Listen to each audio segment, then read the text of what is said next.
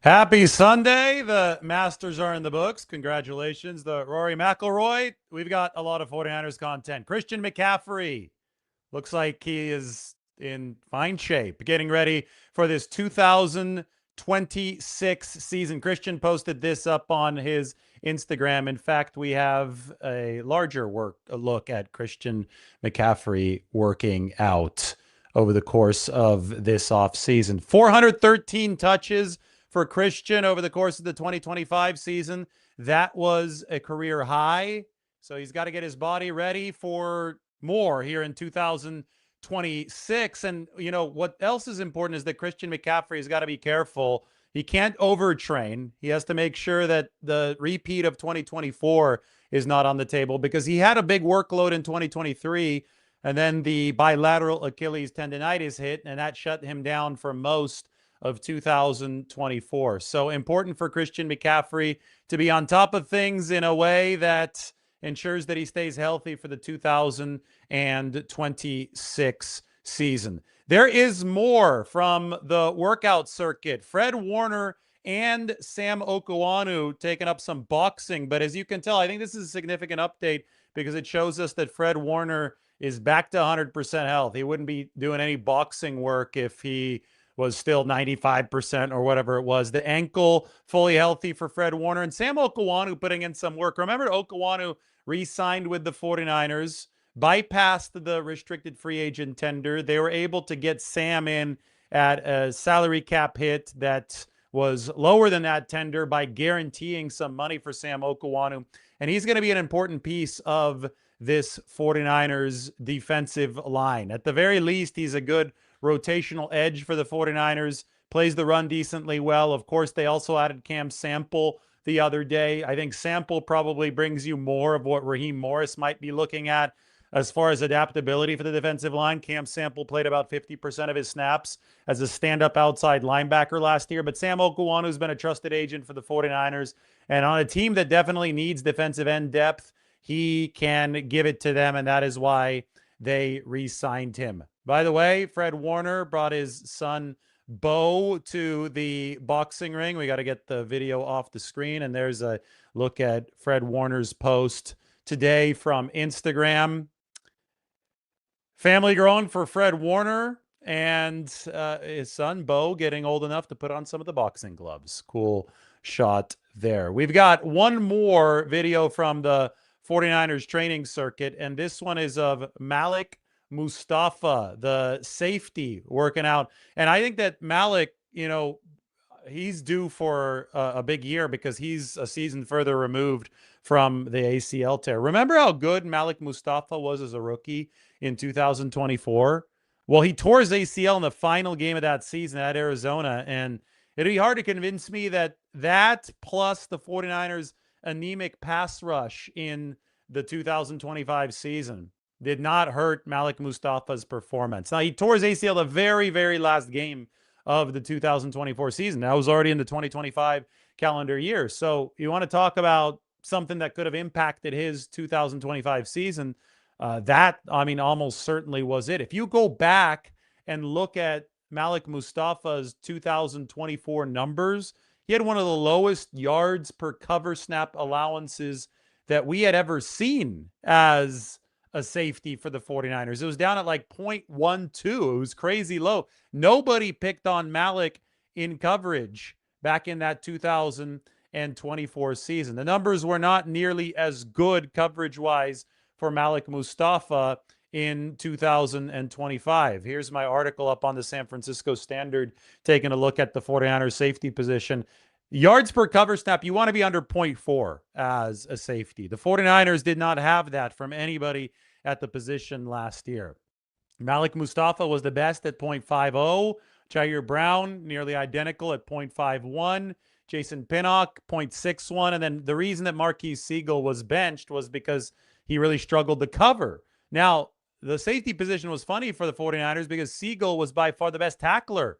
You want that missed tackle rate ideally to be under about 12, 13%, but under 10% is excellent. And Marquise Siegel was the only one that had a missed tackle rate of under 10% for the 49ers. Everyone else really struggled. Malik, 16%. Jason Pinnock, 16.7%.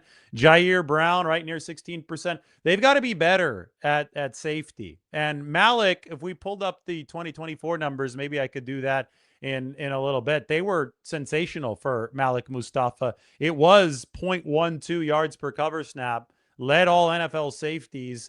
Missed tackle rate was better. I could find exactly what it was in a second when I get the actual table up. But they would like Malik Mustapha to be back closer to 2024 form. And he is putting in some of that work now that he's a year further removed from the ACL tear to be able to do that. And I do think that the 49ers really do believe in Malik Mustapha. That video that you just saw, these are some still photos from it. The one thing about him, he's always been a muscled up safety. So you know that he's built like a cannonball. He could play the run with his size. He is not going to get tossed around when there is some traffic involved. And the speed and the anticipation was really, really good for Malik Mustapha over the course of his rookie season. And I think that's what made him a force against the pass as well. He had some big pass breakups, including some in the end zone. And I think that, so much of what we see from the defensive back position ends up relying on what happens in front of them, right? Especially at safety. 49ers safeties, if they don't have a good pass rush in front of them, they're going to be sitting ducks, especially against some of the secondary action in the route tree, which is typically what safeties are going to cover. They're not going to be on the top receiver. They're going to be on reads moving further down the progression, which is why the yards per cover snap is typically lower for safeties than it is for cornerbacks. And, if you want to compare what Malik and the safeties did last year, this is the safeties yards per cover snap allowed. In the same article, I take a look at the cornerbacks allowance. You can see that the yards per cover snap for the cornerbacks are actually higher, but that's because they're targeted more often because they're covering guys who are earlier on the progression for quarterbacks. So Diamond Lenoir and all these corners actually had good numbers. Even Upton Stout, who was the highest at 1.45, he was the highest graded rookie cornerback in coverage over the course of the back half of the season. As you can see here, what I just highlighted, 1.62 yards per cover snap allowed over the first 11 weeks, only 1.17 over the rest of the season for Upton Stout. So he improved big time as the season went along. The tackling numbers and the pressure numbers for Upton Stout really good. I think it's safety where the 49ers would like to see a stride forward, and I do think that Upton Stout is absolutely I think that Malik Mustapha is absolutely somebody that the 49ers are looking at as a potential pillar moving forward at that safety position. He just has to prove it a year further removed from injury. All right, so happy Masters weekend. The golf tournament is in the books. 49ers made a couple of signings to end last week. We did a big video on that yesterday. Hopefully you've had a chance to see it. We talked about Cam Sample, then we talked about Jack Jones, the defensive back. I'm ready to answer some questions. I mean, Joe says that Upton Stout is going to be another Bob Sanders. Well, that would be awesome for the 49ers. I mean, he made so much progress last year. Upton Stout, week 1 to the end, and it was a nice bookend. It was in Seattle both times, right?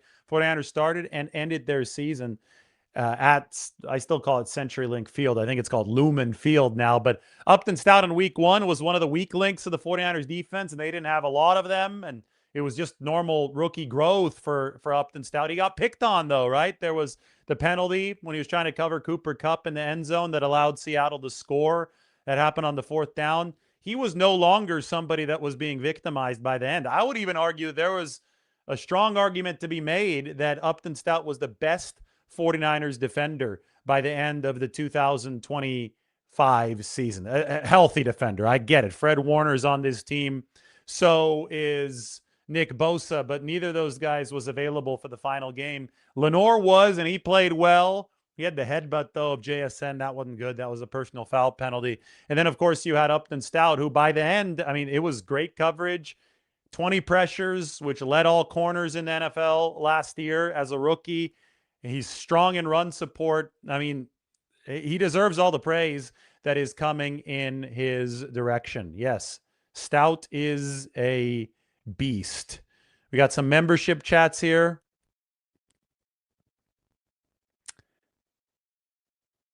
You guys were worried about me? Sorry, I was just watching golf today. We had scheduled the live on the wrong time zone, and then oh crap, I got to schedule it a little bit later. But I appreciate it. You say you left me a YouTube link with a draft draft tape on Blake Miller to check out. All right, I'll check it out. I'll comment on that after I see our YouTube link. It's just been a busy Sunday, been running around, but here we are. I wanted everybody to have a chance to watch the Masters.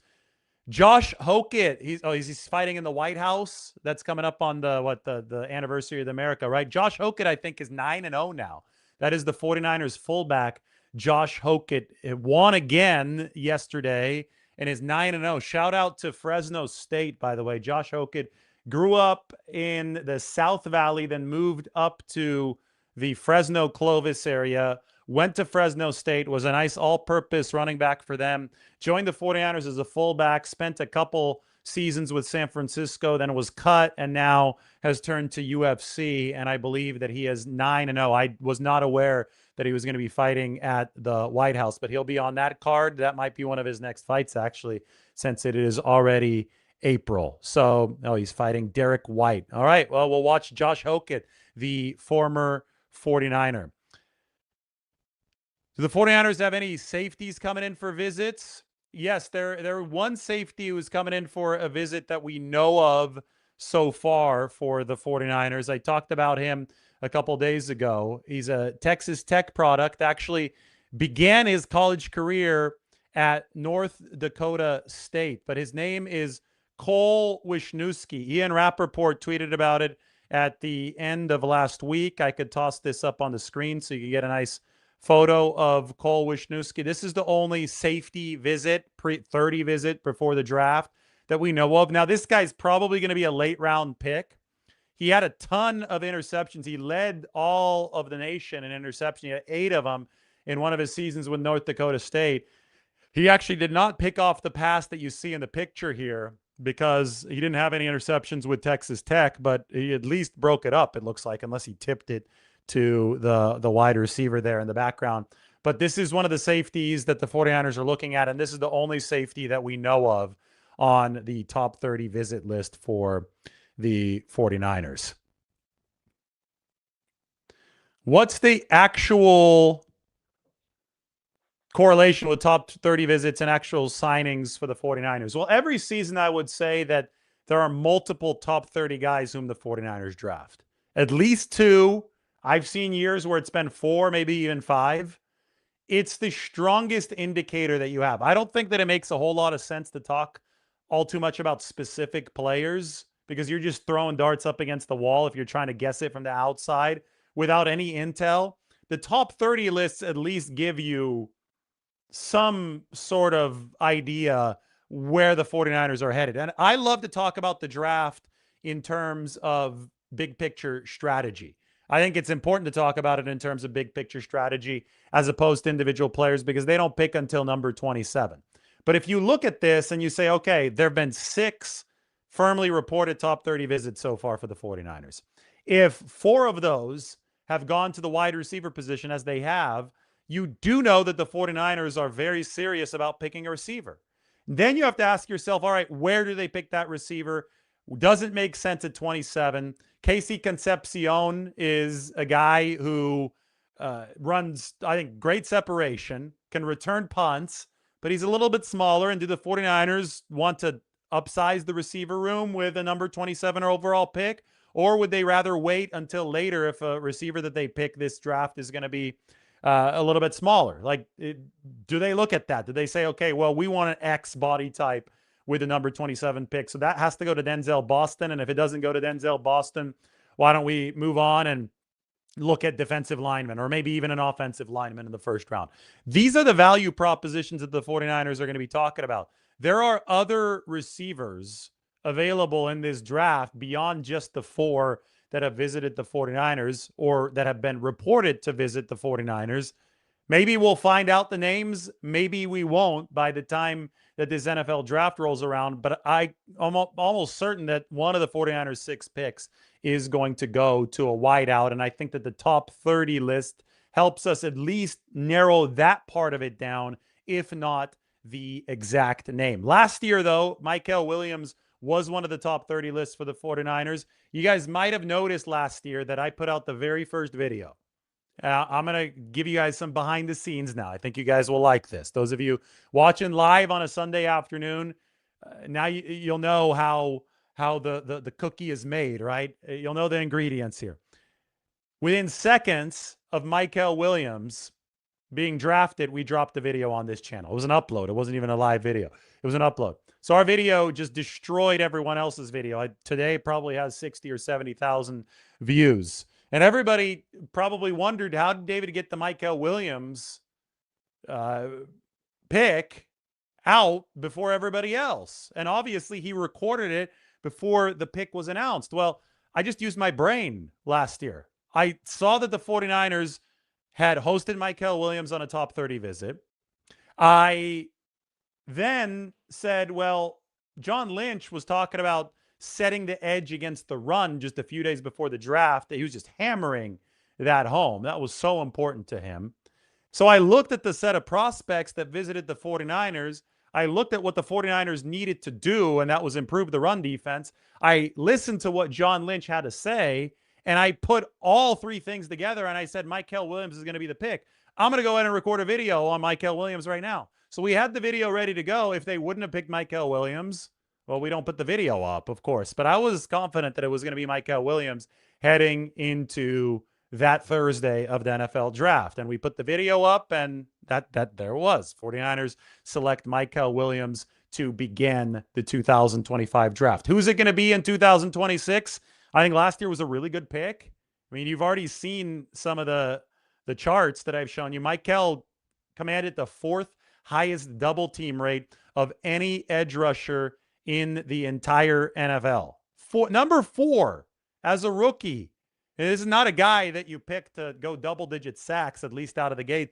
Again, this is a guy that you picked to play the run, set that edge, set things up for the 49ers' other pass rushers by all the double teams that he could occupy. And here is the exact XY chart that I was talking about. X-axis is the double team percentage drawn.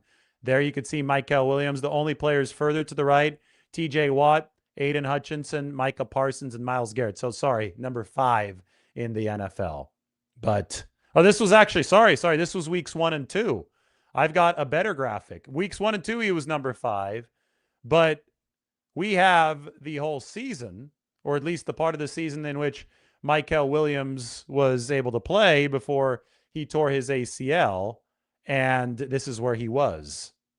Only TJ Watt, Myles Garrett, and Micah Parsons scored better than him. Now, still below average in pass rush win percentage. That's something the 49ers would like to see improve. I get it. But if he's setting the table for other guys and he's stopping the run, then he is delivering what the 49ers drafted him to do to open the 2025 event. Mike says David pre-made a video on Mykel being the pick. It's true. Mike verifies it. So we knew what we were talking about last year. And we didn't pre-make videos on anybody else. It wasn't like we pre-made videos on 5 players and then just ran the one. No, Mike and I sat down and I told Mike, I think it's Mykel. Here's another piece of background information from last year's draft. Mike likes to be surprised by the TV during the first round of the draft. And I told Mike, I think it's going to be Mykel Williams. And Mike's like, okay, well, don't tell me, because there's a delay between what happens on TV and what happens on Twitter. Like the Twitter is gonna come first. So once it was confirmed that it was Mykel Williams, like the report came out on Twitter, I knew that Mike did not want to be bothered with the news. I couldn't text him because he wanted to be surprised watching on TV. So I went ahead and I posted the Mykel Williams video. And then Mike, like 2 or 3 minutes later, once it comes out on TV, goes and checks YouTube, and he's like, holy crap, it already has 1,000 views. Like, it got 1,000 views in like 3 or 4 minutes. Like, it went fast because everybody was looking up to see who the 49ers, everybody is looking to see who the 49ers picked in the first round. That remains the only time to date, and maybe that will change this year, that Mike has not like actually hit the go live button on an upload. Like normally he makes it go live and then he says it's live and we're all good. That time though, I had to push it myself because Mike wanted to be surprised. I'm sure Mike can confirm that that's true as well in the comment section. Anyway, yeah, Mike is laughing there in the comment section. That's fine. All right, guys. I came out with my mock draft and we're going to do a big mock draft video. The mock draft, if you want to go read it, and I only do one of them every year, is up on the San Francisco Standard. If you guys want Mike to join me for the mock draft video, raise your hands. Maybe we'll have Mike join me for that video. Maybe we'll go through a couple possibilities over the course of the mock draft video, but it still is kind of far out. I did not zero in on Michael Williams until like 3 days before the draft in 2025. And we're still sitting here and we're still about a week and a half out in 2026. All right, this is wide open for questions, guys. Let's go.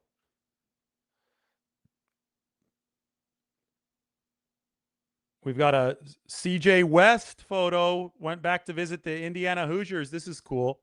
The defending national champion Indiana Hoosiers. And CJ was one of the 49ers draft picks last year, part of that successful 2025 draft class. There's CJ. So, I mean, CJ, when he transferred from Kent State to Indiana, he single-handedly transformed their run defense. I mean, it was impressive what he was able to do. Nobody was able to run into the A gap against the Indiana Hoosiers once CJ West was there. So you can see why the 49ers picked him. That was a 4th-round selection last year. Look how barrel-chested he is. I mean, this is, you could say a fire hydrant too. Fire hydrant, barrel-chested. This is what we wanted, a nose tackle position. The thing about CJ, though, is that he's explosive enough to also play 3 technique, which is not nose tackle, which is more of your pass rushing defensive tackle position. He was a find for San Francisco that we saw early on in training camp that this guy could be really, really good for the 49ers. Cool to see CJ West back with his teammates at Indiana. The fire hydrant. Love it. Do I think that the 49ers are looking at Omar Cooper and KC Concepcion the most at wide receiver? Well, I know that they're hosting him for 30 visits. I know that KC can return punts, and I think the 49ers could still probably address that position. But I also know that they're hosting Denzel Boston, who's the bigger contested catch guy out of Washington.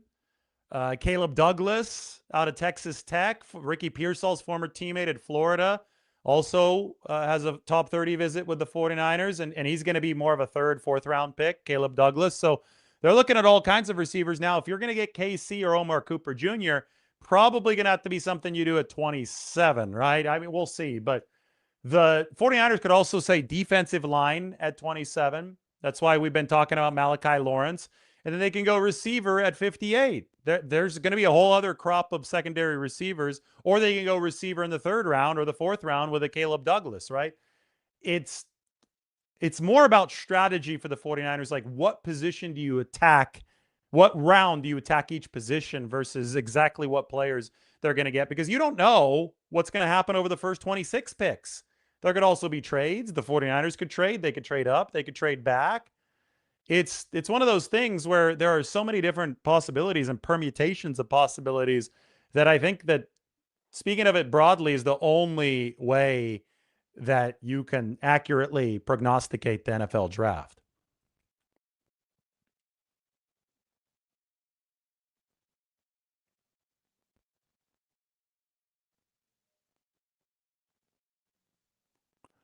I am waiting for some more questions. Have I looked into any guards in the draft? Yeah, we've talked about a couple on the show. Jennings Dunker, I think, is everyone's favorite because of the mullet, or at least he's my favorite because of the mullet. Here, I have a picture of Jennings Dunker for you guys. This comes straight from the NFL. This is part of my mock draft article, actually. That's Jennings Dunker. So He's strong. There are other possibilities, though. One thing that has been really interesting to me about the 49ers guard position, especially left guard, they have been adamant on having muscled up guys at that left guard position. It's almost like they want to deliver a little bit more power. And they ran more power last year than they ever had under Kyle Shanahan. So I think it's an evolving thing for the 49ers offense. They don't want to run all outside zone, all inside zone. They want to, and zone blocking is not man-on-man blocking, right? Power is going to be the ultimate man-on-man flex. It's, this man against that man and see who's stronger, see who can grind the other into submission. And that left guard position has to do a lot of pulling and power. Left guard can't really hide its muscle or lack of muscle if you're going to be running a lot of power. And Jennings Dunker is a throwback who can run power. He played at Iowa, played actually Connor Colby's teammate at Iowa. There's a guy from Kentucky named Jalen Farmer, who's also big. He's 6'5.5". He's a road grader, doesn't have a mullet, but Jalen Farmer can block power. And I think that if you look at the hints as to what the 49ers have wanted to do, maybe ever since, 2021, they had a rough go of it at the guard position. I know mainly right guard over the course of some big games, really big games, Super Bowls. But I think that they see an opportunity to perpetuate this run game as defenses get smaller by packing a real punch out of that pulling left guard position. And of course, you still want the guy to be mobile so you could run zone, and you still need the reach blocks in the 49ers zone blocking scheme. But I think, like, you watched the game against Atlanta last year, they mixed it up and they ran power 60 to 70% of the time. That's something that is probably a necessary feather in the 49ers cap, a necessary bullet that they need to add to their repertoire. And the only way you can do it is if you're strong on that left side. Trent Williams can run any scheme, right? He's Trent Williams. But that left guard next to him has to be able to be what I call scheme ambidextrous. Can he run zone? Can he run power? That's why I think the 49ers are placing such a big emphasis on this left guard position. Look at somebody like Robert Jones, who they signed, who's going to compete for that left guard spot. He's more of a power blocker than he is a zone blocker. And he's not the confirmed starter, but he's one of the guys with a hat in the ring. And maybe a rookie comes in there. Maybe if they can't draft a rookie, Joel Bitonio won't retire and they can sign him to be the starter. These are all guards who bring many different possible ways to win to the table. So the two names I can give you are Jennings Dunker and Jalen Farmer. There are many more. There's Joel Bitonio out there. We'll see what the 49ers strategy execution ends up being. What are my thoughts on center? I don't know about drafting a pure center, because Kyle Shanahan's system is very complex and puts a whole heck of a lot of mental stuff on the center. So it's really hard for me to ever see a rookie playing center for Kyle Shanahan. That's how much responsibility the center has. If you look at center over the course of Shanahan with the 49ers, they brought in Weston Richburg in 2018. It was Daniel Kilgore, whom they inherited from the previous regime in 17. Big money center in Weston Richburg in 2018. He played to 2019, but then he suffered a career-ending injury.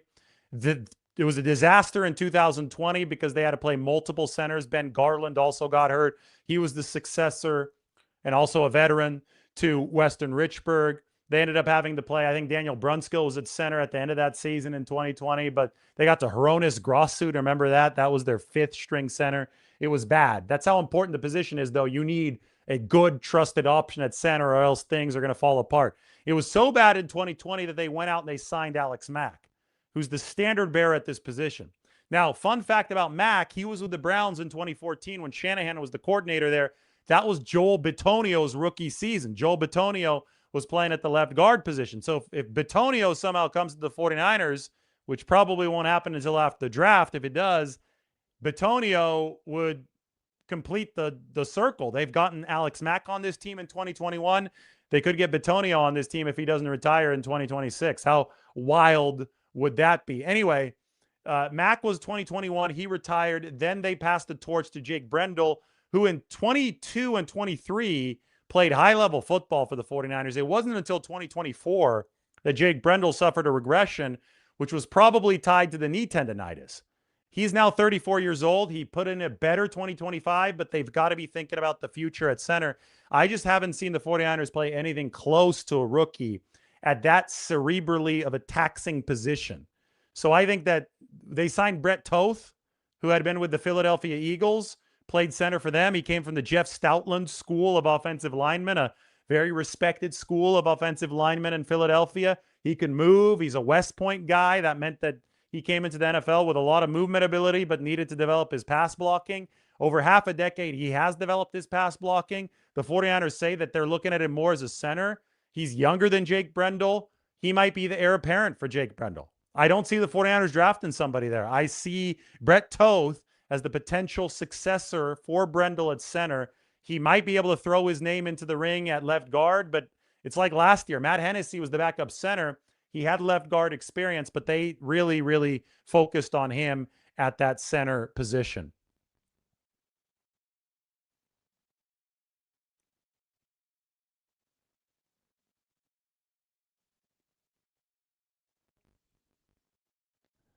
Yep, Mac retired after one season, but it was one quality season. I mean, it was really, that was one of the better pass protecting lines the 49ers had. The problem with the 2021 line is that everybody started to get hurt. By the end of the season, you didn't have Mike McGlinchey. You had Trent Williams playing on a high ankle sprain in the NFC Championship game. But when that line was healthy, you had, I think, a really, really strong situation. It was Laken Tomlinson's final year with the 49ers at left guard. Obviously, Trent in his prime at left tackle.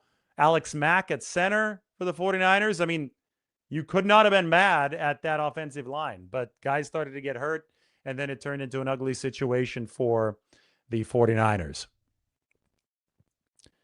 I will link my mock draft article, yes, and we're going to make a whole video about it. So the link, if you want to check it out, is right here. There you go. You're going to have to check in the chat section, though, for it.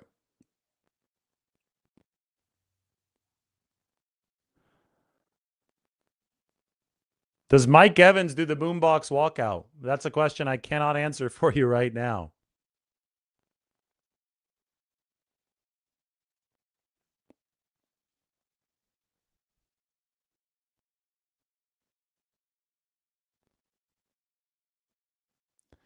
I think the 49ers need to add another running back for depth. If they really like somebody, they can use a draft pick. That question was really long. Good question. I just don't want to block in the screen for too long. They don't have any picks beyond the 4th round. Maybe they trade down and they have something in the 6th or 7th. But in all likelihood, I think it's going to be possible to get a running back if you just need another guy in there that has some upside that you can work with in the system. They've had some success with undrafted free agents. Maybe you can get one in as an undrafted free agent to fill out the room. That said, if you really, really like somebody, I know fans will hate this, but Kyle Shanahan has done it before. He could use a pick in the top 4 rounds on a running back if he feels that's going to make the position room better. All right, guys, everybody, thanks for watching. Christian McCaffrey, Masters Father Time. Get it? Masters. That's a homage to the golf tournament that we just watched. There's Christian mastering Father Time. Christian McCaffrey, of course, he is heading up on age 30. It's hard to believe. He's played a lot of football. On June 7th, in less than 2 months, Christian McCaffrey is going to be 30 years old. As of right now, he's got 7,589 rushing yards in his career. And he's got 5,390 receiving yards. And he is coming up on 100 career regular season touchdowns. He is one of a kind, as you can see through some of these workout photos. Everybody, thanks for watching. Hit that subscribe button. We will talk to you very soon.